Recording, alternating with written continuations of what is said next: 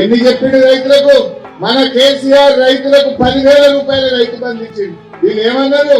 ఇదిగో ఇప్పుడైతే 10,000, మేము వస్తే 15,000 ఇస్తా అన్నాడు. వచ్చిన ఎవరికైనా 15,000 పడ్డాయా?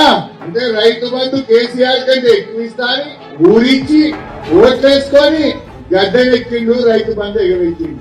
ఆ పడేవి కూడా సరిగా వల్లే పడ్డాయా? రైతు బంధు నాగం చేసింది. ఇంకేమన్నాడు? వడ్లకు మక్కలకు 500 బోనస్ ఇస్తా అన్నాడు. ఇలా మద్దతు ధర ఎంత? 2,203 రూపాయలు వడ్లకు మద్దతు ధర. 2,203 రూపాయల మీద 500 కలిపితే 2,700 క్వింటాల్ వడ్లు కొనాలి. కానీ ఏం జరుగుతుంది ఊళ్ళల్లో? నేను నిన్న మొన్న తెలుసుకున్నా. మన బెజ్జంకి మండలంలో 1,800కు 1,700కు కల్లాల కాడనే వడ్లు అమ్ముకుంటున్నారు. 1,850కి అమ్ముకుంటున్నారు. అసలు మా అక్క చెల్లెలు ఉన్నారు, ఐకేపీ సెంటర్లకు మున్పటి లెక్క వడ్లు వస్తున్నాయా చెల్లె? గవర్నమెంట్ మీద నమ్మకం పోయింది.